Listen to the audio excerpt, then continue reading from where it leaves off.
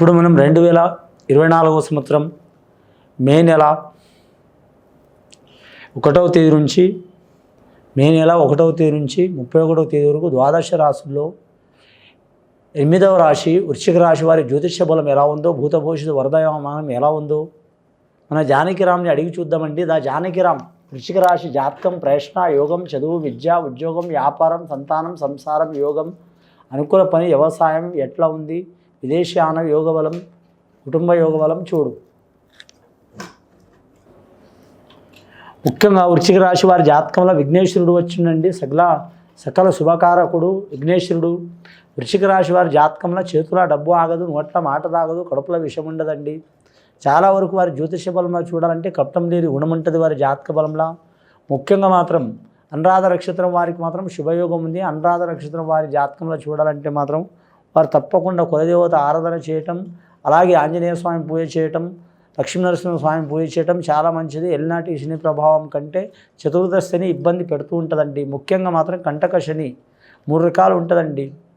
శని ప్రతి రాశిలో ఉంటుందండి. ఒక్కో రాశిలో ఒక్కో రీతిలో ఉంటుందండి. ఒకరికి 1వ స్థానంలో ఉంటుంది, 2వ స్థానం ఉంటుంది, 3వ స్థానం ఉంటుంది, 4వ స్థానం ఉంటుంది, 5వ స్థానం ఉంటుంది, 6వ స్థానం ఉంటుంది, 7వ స్థానం ఉంటుంది, 8వ స్థానం ఉంటుంది, 9వ ఉంటుంది, దశంలో ఉంటుంది, 11వ స్థానం ఉంటుంది, 12వ స్థానంలో ఉంటుంది. ఈ రాశి వారికి 4వ స్థానంలో ఉన్నదండి. 4వ స్థానం అంటే చతుర్థ స్థానం శని. చతుర్థ స్థానం శని అంటే మాత్రం 4 రకాలుగా కూడా వీరికి ఇబ్బందులు వచ్చే అవకాశాలు ఉన్నాయి. 4 రకాలుగా అంటే మానసిక పరంగా ఇబ్బంది వస్తుంది, రెండవది ఆరోగ్యపరంగా ఇబ్బంది వస్తుంది, మూడవది ఎంత ధనం వచ్చినా మాత్రం ఖర్చు అవుతూనే ఉంటుంది. గురుబలం ఉంది కాబట్టి వీరికి మాత్రం ధనం వస్తూనే ఉంటుంది కానీ నిలబడదు. అలాగే వీరి జాతకంలో ఆరోగ్యంలో చాలా వరకు కాపాడుకోవాల్సిన అవసరం ఉందండి. అది అనురాధ నక్షత్రం వారైనా సరే, జ్యేష్ఠ నక్షత్రం వారైనా సరే, అలాగే మాత్రం వృశ్చిక లగ్నంలో పుట్టిన వారైనా సరే, అలాగే పేరు ప్రకారం నామధేయం ప్రకారం వృశ్చిక రాశి వచ్చిన వారైనా సరే, అందరూ date of birth time table రాసుకోరండి, తెలియజేయదండి. కొందరు మామూలుగానే కొన్ని ప్రూఫ్లు తెలియకుండానే ఉంటుంది కొందరికి. మన 100 కోట్ల దాటి జనాభా ఉంది మనది, అందరూ రాసుకోవాలని గ్యారంటీ ఏం లేదు. మన తెలుగు రాష్ట్రాల్లో కనీసం మాత్రం 7-8 కోట్ల మంది ఉన్నారు, అందరూ రాసుకోవాలని లేదు.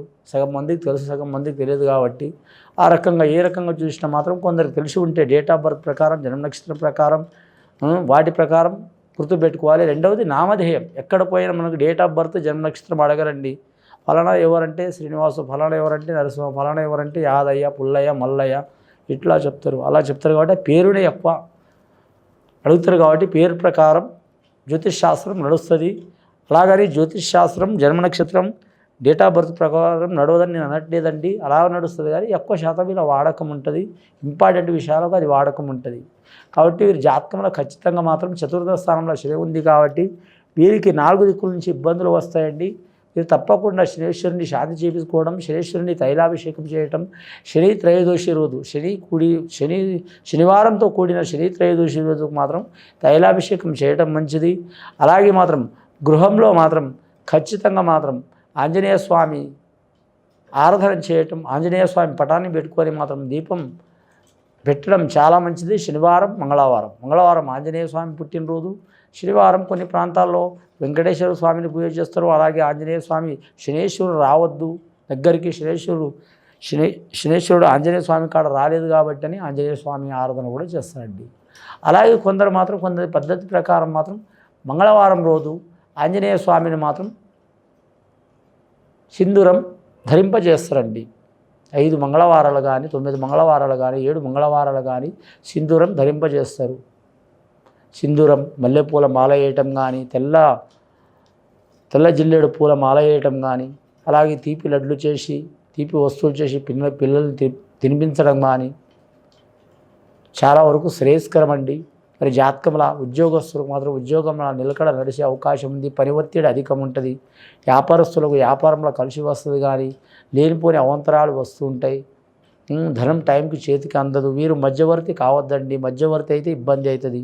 పెళ్ళికి కానీ డబ్బుకు కానీ మధ్యవర్తి కావద్దు. అవసరమైతే అప్పు ఇవ్వండి, తీసుకోండి, అది మీ ఇష్టానికి సంబంధించిన విషయం. మధ్యవర్తి అయితే మాత్రం ఇబ్బంది అండి. అప్పు తీస్తే మీరు తీర్చగలుగుతారు, శక్తి ఉంటుంది.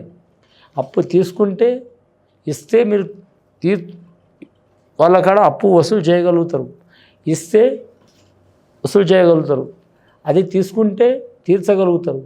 మధ్యలో వర్తి కావడం మూలంగా అని మాత్రం వారు తీర్చలేరు, వీళ్ళు తీర్చుకోలేరు. మధ్యలో మీరు చాలా ఇబ్బంది పడతారు.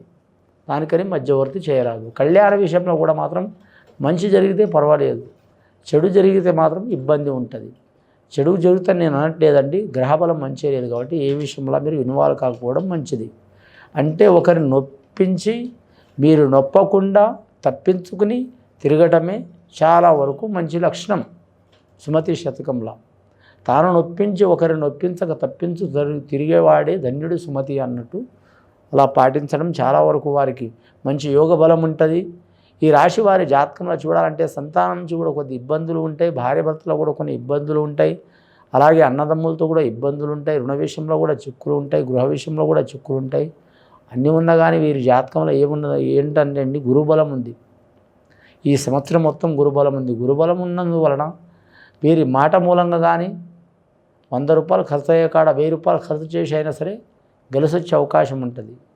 మాట అంటే అబద్ధం మాట ఉండదు, వీరి క్వాలిటీ మాట ఉంటుంది.